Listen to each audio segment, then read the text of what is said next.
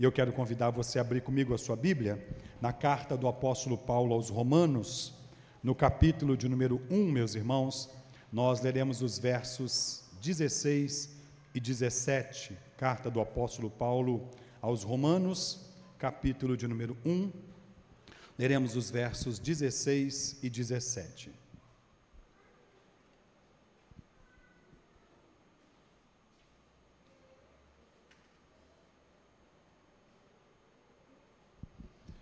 Carta do apóstolo Paulo aos Romanos, capítulo 1, eu lerei os versos 16 e 17, assim nos diz a palavra do Senhor.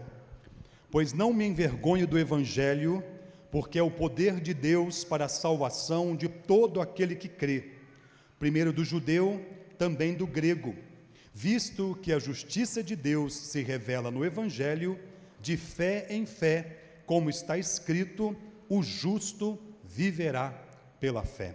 Oremos ao Senhor. Deus, a Tua palavra foi lida e nós, o Teu povo, estamos aqui prontos para Te ouvir. Por isso pedimos, fale ao nosso coração e nos edifique em nome de Jesus. Amém e amém. Nós vamos olhar, meus irmãos, para esse texto e meditar sobre esta temática: o justo viverá pela fé.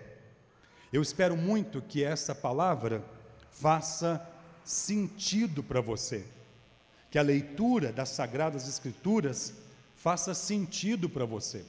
Todas as vezes, meus irmãos, que nós vamos à leitura da palavra de Deus, nós precisamos ir com esse desejo, que a palavra de Deus faça sentido para nós. Todas as vezes que ouvimos a exposição da palavra do Senhor, precisamos ouvir com esta disposição, que a palavra de Deus faça sentido para nós. Esse é o objetivo pelo qual as Sagradas Escrituras foram registradas, e hoje nós temos acesso a essa palavra, que é lâmpada para os nossos pés e luz para o nosso caminho.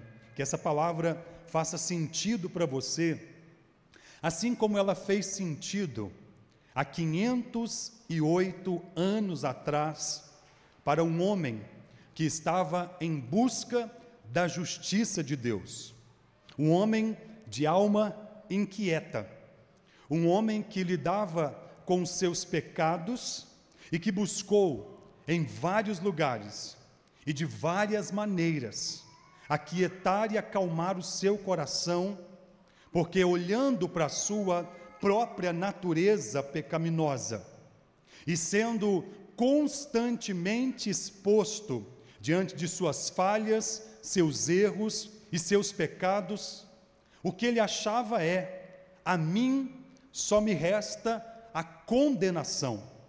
Este homem foi aquele que deu o pontapé inicial daquilo que hoje nós conhecemos como a Reforma Protestante do século XVI, Martinho Lutero, um homem em busca de salvação, um homem em busca de justiça, um homem que, segundo a sua história, teve uma experiência marcante em sua vida, quando estava num campo aberto e uma tempestade de raios começou à sua volta. Diz a história que Lutero teria feito uma oração e uma promessa, sendo ele católico, fizeram uma promessa, aquela que era a que ele era devoto, Santa Ana. E ele então teria dito que se a Santa Ana o livrasse da morte, e se ele pudesse sair daquela situação vivo, ele dedicaria a sua vida ao sacerdócio, tornaria-se padre. O sonho do pai de Lutero era que ele fosse ou que se tornasse um advogado. Ser advogado naquele período, e talvez até alguns anos atrás, era a coisa mais chique que tinha. E era também uma esperança de melhora na família. Não que hoje não seja chique ser advogado, não que hoje não seja chique defender o direito, e eu me dirijo aqui agora a vossas excelências, os nossos queridos advogados que estão aqui, mas o objetivo ali dos pais de Lutero é que ele pudesse seguir a profissão do direito para que pudesse dar uma melhorada na família. E tendo passado por essa experiência, meus irmãos, secretamente, sem que ninguém de sua família soubesse, Lutero então matriculou-se, inscreveu-se para estudar o sacerdócio no mosteiro agostiniano e viria a se tornar um sacerdote católico. Seus pais, quando tomaram conhecimento daquilo, ficaram tanto quanto decepcionados, mas Lutero não arredou pé da sua promessa que fizera. Lutero se matriculou, meus irmãos, e ingressou naquele mosteiro com o objetivo de encontrar também no ensinamento católico de sua época, nos estudos que ele fazia, aquilo que sua alma buscava: uma paz, uma tranquilidade, um homem lidando com seus pecados, um homem desesperadamente buscando uma mudança de vida. A história de Lutero diz que ele seguiu com os seus estudos e constantemente estava no confessionário. Era recorrente Lutero ali confessando os seus pecados. Há quem diga que o seu confessor já não aguentava mais ouvir, porque às vezes eram coisas tão bobas e que ele se preocupava tanto que pareciam ser tão banais, a ponto de um dia um dos seus confessores sugerir a Lutero que ele pudesse buscar também as respostas naquilo que seria o misticismo. E Lutero então foi buscar também entre os místicos a resposta para as suas inquietações. Pessoas que às vezes estão tão desesperadas por uma paz, pessoas que às vezes estão tão angustiadas pelos problemas da vida, pelos seus pecados, pelas suas lutas, pelas suas adversidades, que batem todas as portas, que buscam em todos os lugares. E Lutero foi um homem em busca de salvação, em busca de justiça. E nada parecia fazer sentido para ele. Até o momento em que ele é convidado para lecionar ali para os alunos de Wittenberg, e ele então começa a estudar as Escrituras com os seus alunos, dando para eles inicialmente a ministração do saltério, o estudo no livro dos Salmos. E de repente então, ao terminar aquele estudo, ele propõe que se comece o estudo da carta do apóstolo Paulo escrita para os romanos. E aí então, meus irmãos, que algo vai mudar a história de Lutero.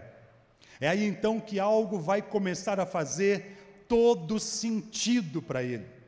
Olhar detidamente para as Escrituras, estudar com profundidade a palavra de Deus, porque só em Deus e na sua palavra a alma sedenta encontra o alento. Só em Jesus Cristo o homem pode encontrar a resposta para as suas inquietações. E então, foi aí que Lutero, ao iniciar esse estudo, meus irmãos, deparou-se aqui com o capítulo 1, nos versos 16 e 17. E esse teria sido o momento que a vida de Lutero teria mudado completamente. Tudo faz sentido agora. Por quê?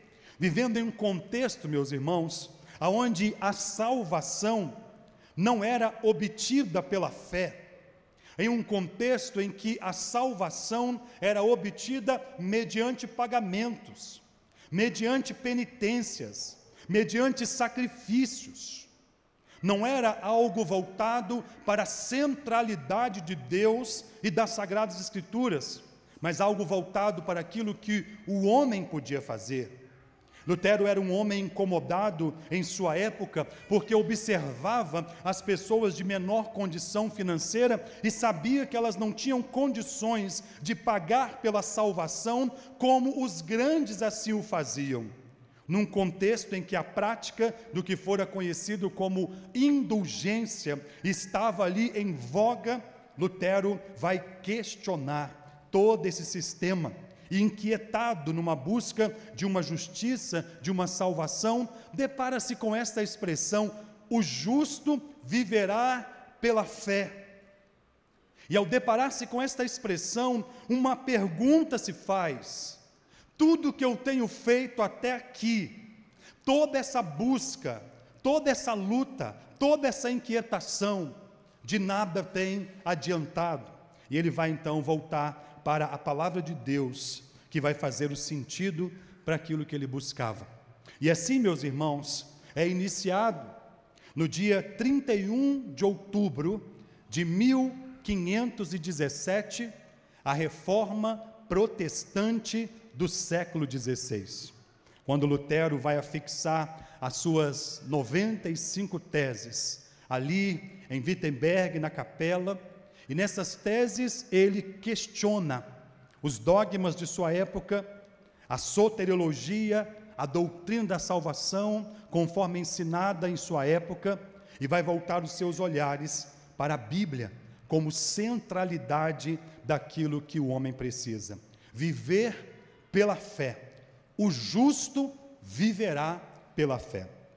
Mais tarde, meus irmãos, aquilo que o reformador propõe ali, ou propôs há 508 anos, vai começar a ter um direcionamento e ser sintetizado em 5 pilares que nós temos hoje como as bases da doutrina reformada. Aquilo que sintetiza todo o pensamento reformado e todo o pensamento da reforma protestante proposta ali naquele contexto. As afirmações que sintetizam a fé baseada nas Sagradas Escrituras vão ser colocadas sobre 5 solas, que em latim, ou 5 expressões latinas que significam só, sola Scriptura, solus Christus, sola gratia, sola fide, soli Deo gloria. Só a palavra de Deus, só Jesus Cristo, só a fé, só a graça, glória somente a Deus. A reforma protestante, meus irmãos, portanto, foi um movimento de retorno à centralidade da palavra de Deus. Nessa próxima semana, no dia 31, celebraremos, portanto, então, os 508 anos desta reforma. E hoje, meus irmãos, ao olhar para o nosso contexto, talvez, se muitos desses reformadores, entre eles Lutero, Zwinglio, Calvino, estivessem aqui, vivendo o contexto que nós estamos vivendo, talvez muitos deles diriam: é tempo de reformar, é tempo de propor uma nova reforma. O que inquietou esses reformadores é que a igreja estava perdendo a sua essência. A igreja deixou de ser a igreja apostólica, a igreja deixou de ser a igreja fundamentada na palavra de Deus e passou a ser fundamentada nos princípios e naquilo que era estabelecido pelos homens. A igreja do tempo de Lutero tornou-se uma igreja fundamentalmente centrada no homem, na figura do Papa, e no contexto de Lutero, o Papa Leão X.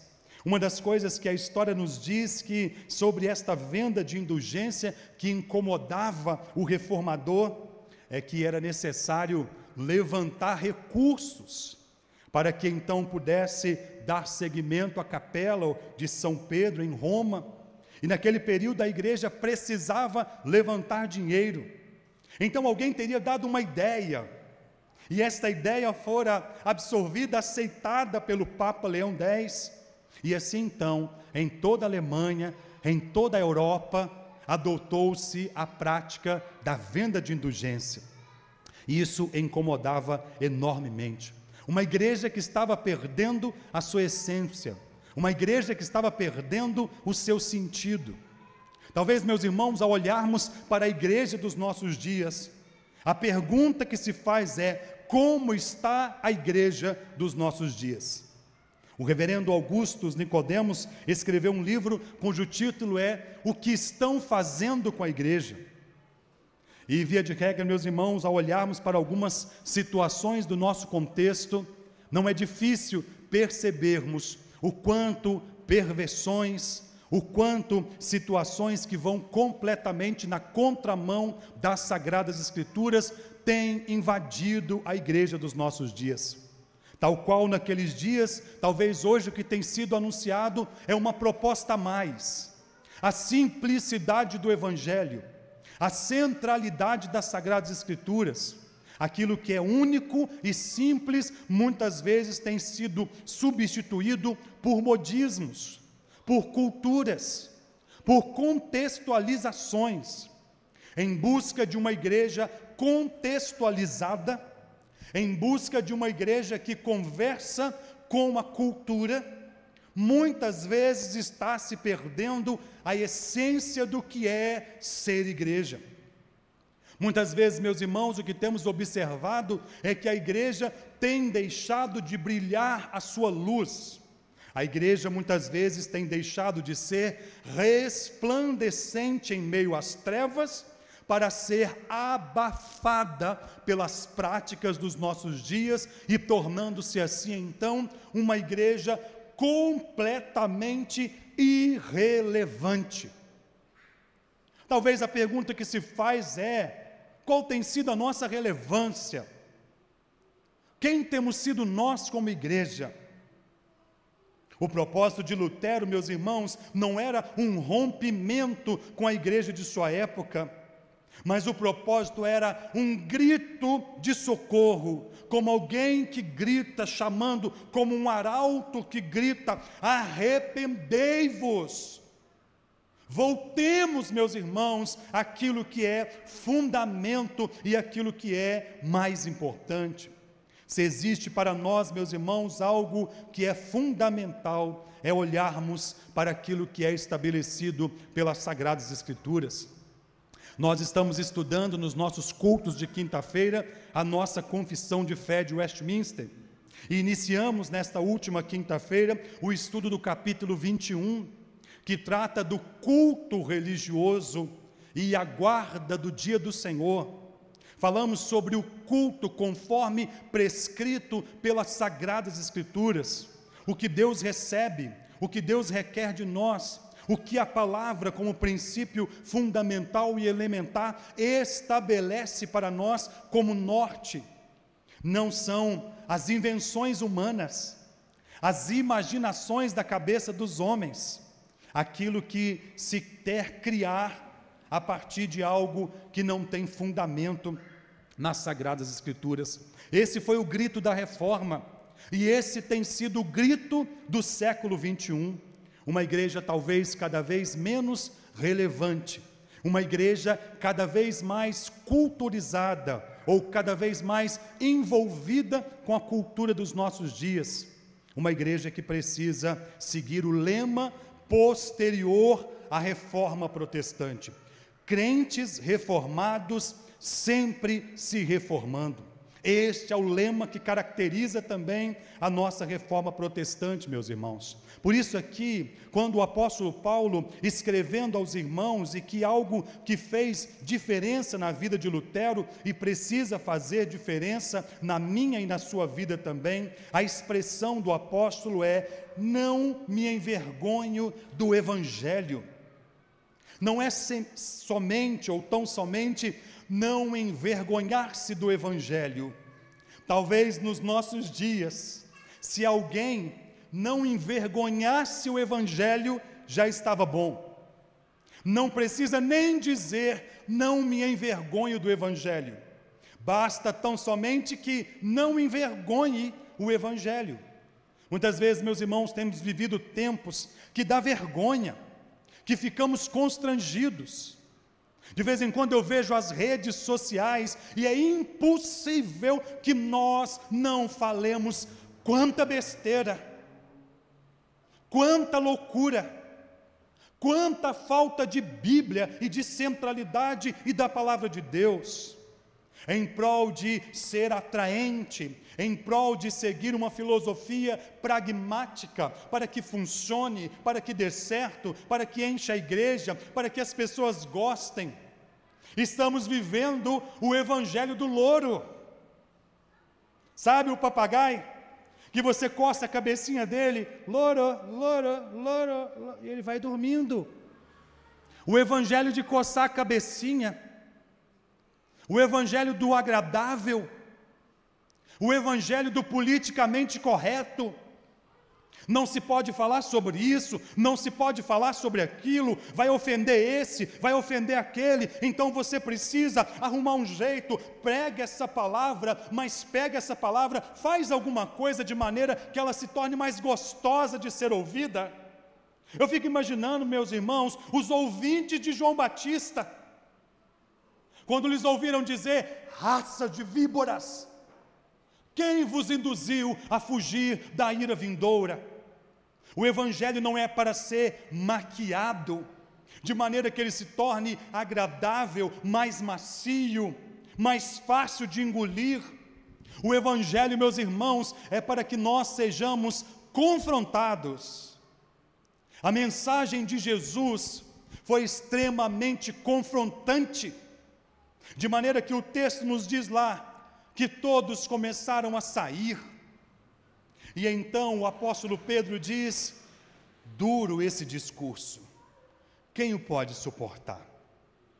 Talvez Jesus naquele momento deveria ter feito uma autorreflexão, Jesus deveria ter feito uma autocrítica, de fato, eu preciso melhorar um pouco mais, porque se ficar assim, eu vou ser um líder de poucas pessoas. Se eu não der uma maquiada, se eu não der uma melhorada, se eu não der uma maciada aqui, ninguém vai aguentar mesmo. Em vez disso, Jesus disse, e vocês, querem ir também? Querem ouvir coisas agradáveis? Querem alguém coçando a cabecinha de vocês? E então temos aquela famosa expressão de Pedro, para onde iremos nós, se só o Senhor tem palavras de vida eterna?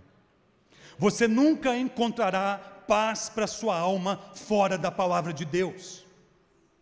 Você nunca encontrará paz para sua alma buscando aquilo que é agradável humanamente de ser ouvido e praticado. Porque nós, meus irmãos, não temos condições de fazermos a devida avaliação daquilo que é bom ou daquilo que não é. Somente Jesus Cristo é aquele que pode nos mostrar, e o Evangelho é a boa nova de salvação. O apóstolo Paulo aqui diz, não me envergonho do Evangelho. O contexto desse homem, ele era um homem importante, ele era um homem no judaísmo tido da mais alta conta, um homem que estava entre os maiorais, um homem que tinha uma posição social diferenciada. Mas agora, aquele que por tanto tempo perseguira os cristãos, agora torna-se perseguido por amor ao Evangelho. Aquele que fora considerado um purificador do judaísmo, quando vai para a cidade de Damasco com carta para prender os irmãos e matar. É em Atos dos Apóstolos, no capítulo 9, que aí nós temos a expressão, fulano de tal caiu do cavalo. Já ouviu essa expressão? Caiu do cavalo. Foi lá, caminho de Damasco, registrado em Atos dos Apóstolos, capítulo 9, que o apóstolo Paulo cai do cavalo. Ao pensar que estava perseguindo a igreja, ele ouve a expressão, Saulo, por que me persegues? Não é contra nós, meus irmãos, que eles se levantam, mas é contra o nosso Deus, e Ele é o Deus justo. Agora então esse homem está numa posição que talvez pudesse ser uma posição de minoria, de humilhação, de vergonha. Quem nunca se sentiu constrangido? Existem pessoas que às vezes têm vergonha de dizer que é crente, mas não é porque às vezes pessoas estão fazendo coisas que você fica constrangido, não. É porque às vezes assim, Se o pessoal da empresa souber que eu sou crente, se o pessoal da faculdade souber que eu sou crente, se o fulano, se o ciclano, aí fica aquele crente James Bond, agente secreto. Ninguém sabe, está escondido. Mas o evangelho, meus irmãos, é para ser como um diadema na frente, para que todos possam ver quem somos nós. É assim que Jesus Cristo disse: brilhe a vossa luz diante dos homens, para que eles glorifiquem o vosso Pai. Não se envergonhe do evangelho, antes, pelo contrário, honre a esse Deus, a esse Cristo, a este evangelho da salvação, e proclame todos os dias, para a glória de Deus, quem é você. Quer comendo, quer bebendo, ou fazendo qualquer outra coisa, faça tudo para a glória de Deus. E o apóstolo então continua dizendo: eu não me envergonho do evangelho. Sabe por quê? Porque o evangelho é o poder de Deus para a salvação. Meus irmãos, como poderíamos nós nos envergonharmos de algo tão fundamental e tão importante para nós? De todas as coisas que o homem precisa na sua vida, a coisa mais fundamental é a salvação da nossa alma. Lutero, em toda a sua inquietude, em toda a sua busca, em toda a sua ansiedade, buscando em vários lugares a resposta que sua alma procurava, só encontrou na expressão: o justo viverá pela fé. O evangelho é a única resposta para uma sociedade imersa no pecado, na perversão e longe de Deus, que precisa desesperadamente de salvação. Portanto, eu não me envergonho do evangelho, porque é o poder de Deus para a salvação.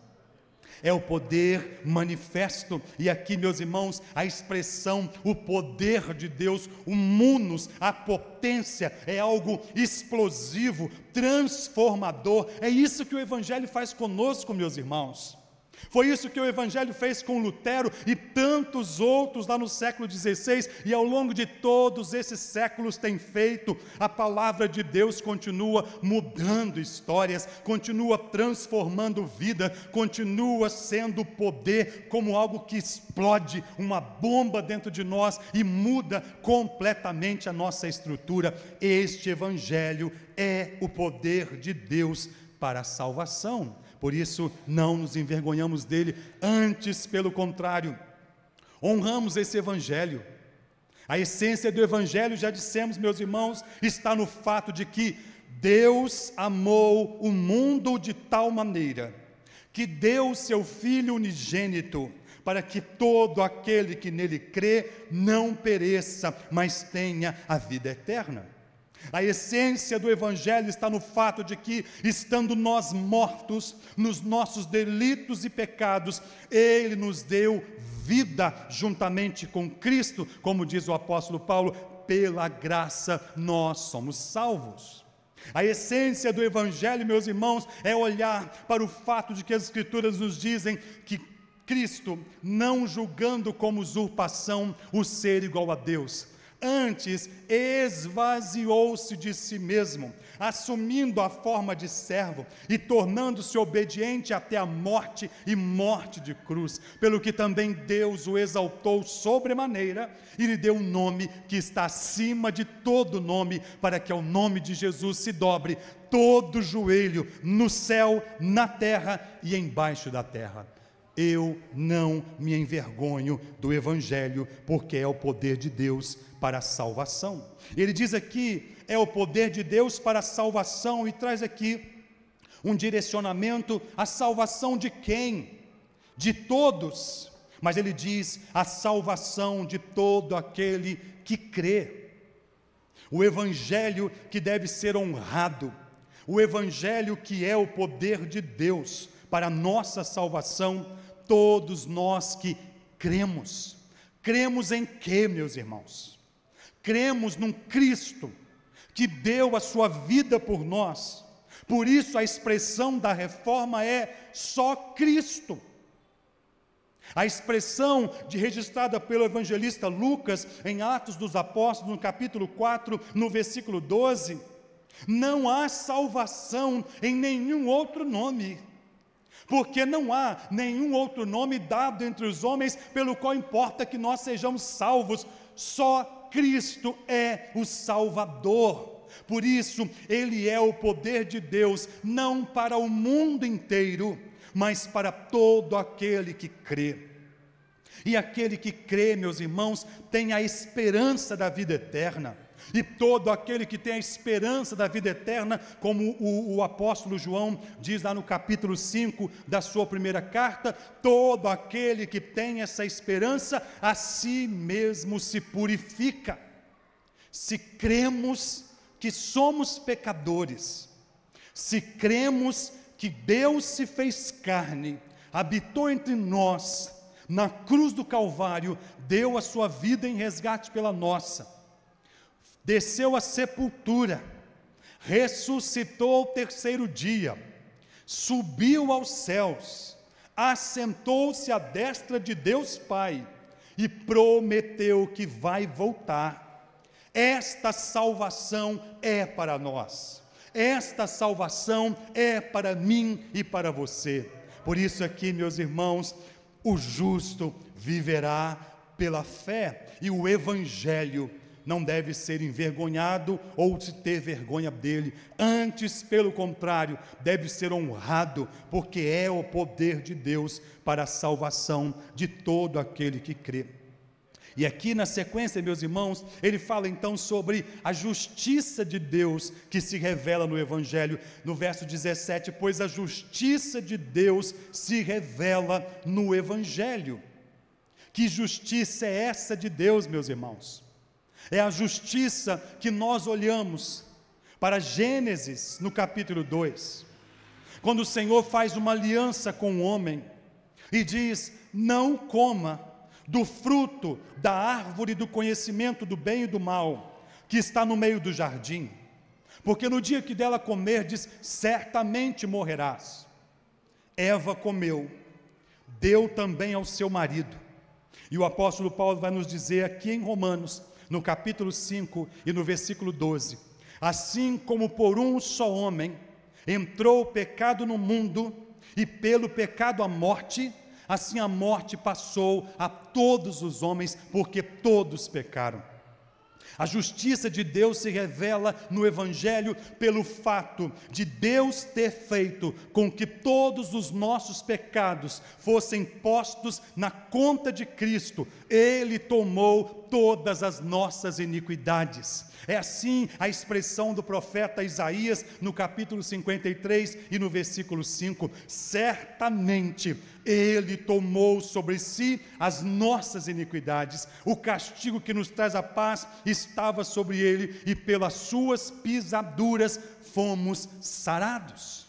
O verso 10 nos diz assim: todavia ao Senhor agradou moê-lo, fazendo-o enfermar por todos nós. A justiça de Deus se revela no Evangelho. O Evangelho anuncia que um Deus veio a essa terra, morreu na cruz pelos nossos pecados e ressuscitou pela nossa justificação. A justiça de Deus foi cumprida. Na cruz do Calvário, meus irmãos, Jesus bradou e disse: está consumado. Consumada foi a nossa salvação. Por isso Lutero pôde chegar a essa constatação, e todos os reformadores, e a visão reformada: somente Cristo. Não há mais nenhum subterfúgio, não há nenhum sacrifício, nenhuma obra, nenhum dinheiro, nenhum esforço, nada que nós possamos fazer. Única e exclusivamente cabe a nós olharmos firmemente para Cristo Jesus, o autor e consumador da nossa fé. Ele é o único que de fato pôde merecer por mim e por você a salvação, o perdão dos nossos pecados. De maneira, meus irmãos, que aqui no capítulo 5, a expressão do apóstolo é: justificados, pois, mediante a fé, temos paz com Deus. A paz ansiada, a paz buscada é encontrada tão somente nessa esperança única e exclusiva em Cristo, o autor e consumador da nossa fé. Tudo que for fora disso, a expressão apostólica é: seja considerado anátema, amaldiçoado.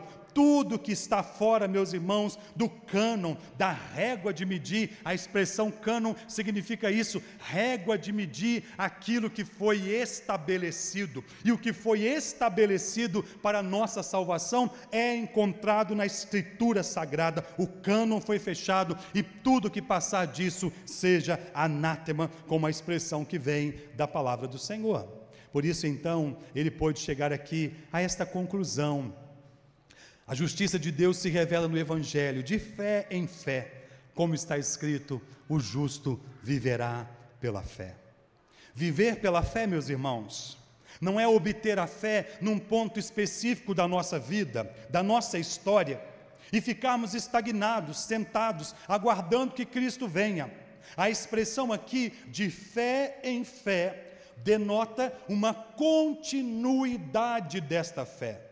Uma fé que precisa ser alimentada, fortalecida, cuidada. Por isso a expressão do apóstolo é: desenvolvei a vossa salvação com temor e tremor. Que nós, cristãos reformados, no século 21, sigamos esse lema, esta expressão: crentes reformados sempre se reformando. Que eu e você, meus irmãos, não nos envergonhemos do Evangelho. Antes, pelo contrário, sintamo-nos honrados em podermos abrir essa palavra de Deus, compartilhar essa palavra de Deus, demonstrar na nossa vida prática os princípios fundamentais desta palavra de Deus. Que nós não só não nos envergonhemos do Evangelho, como sobretudo e principalmente nós não envergonhemos o Evangelho, que vivamos de maneira santa, reta, justa, caminhando em direção à glória de Deus, entendendo, meus irmãos, que somos cidadãos do reino dos céus, somos homens e mulheres de Deus, vivendo nessa terra, olhando para a eternidade, esperando a promessa do Senhor. Não nos envergonhemos do Evangelho, porque ele é o munus, o poder de Deus para transformar vidas. Creia neste Evangelho que continua transformando poderosamente vidas nos nossos dias. Creia neste Evangelho que pode transformar sua família. Creia nesse Evangelho que pode transformar a sua casa, que pode transformar a vida do seu marido, do seu filho, dos seus pais, dos seus familiares. Por mais duro que possa parecer um coração, não há coração tão duro que não possa ser quebrantado pelo poder do Evangelho. Ore e viva o Evangelho, seja sal da terra e luz do mundo, não se envergonhe, porque o Evangelho é o poder de Deus para a salvação de todo aquele que crê. Viva pela fé, ande pela fé, não seja tomado pelas circunstâncias à sua volta.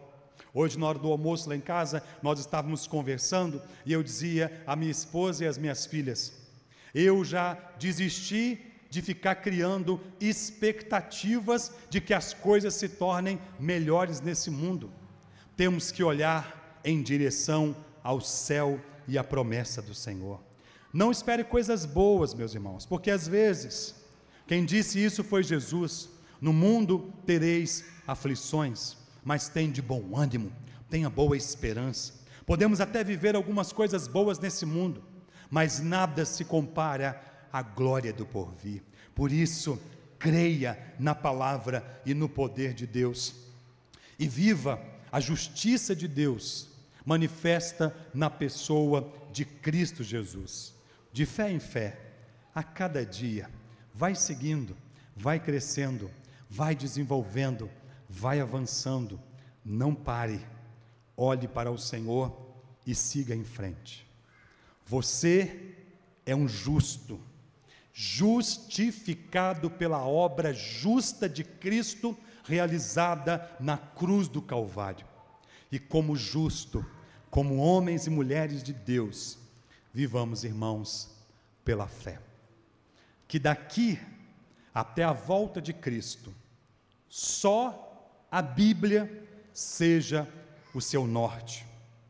Não ouça a voz da cultura, não ouça vozes que tentam trazer caminhos e atalhos para tirar você da centralidade daquilo que pode te dar vida. Que daqui até a volta de Cristo, só Jesus seja e continue sendo a sua direção. Não há nenhum outro nome que possa mudar a nossa história e salvar a nossa vida. Que daqui até a volta de Cristo, só a fé em Deus e na sua palavra seja o seu sustento, seja a sua força, mesmo que todas as tempestades venham contra você. Olhe para Cristo e a paz de Deus, que excede todo entendimento, guardará a tua alma e o teu coração. Que daqui até a volta de Cristo, somente a graça seja a sua segurança. Não é pelo seu esforço, não é pela sua obra, mas é pela obra de Cristo. Que daqui até a volta de Cristo, a glória seja dada somente a Deus, porque dele, por meio dele e para ele sejam todas as coisas. A ele, pois, a glória eternamente. Amém.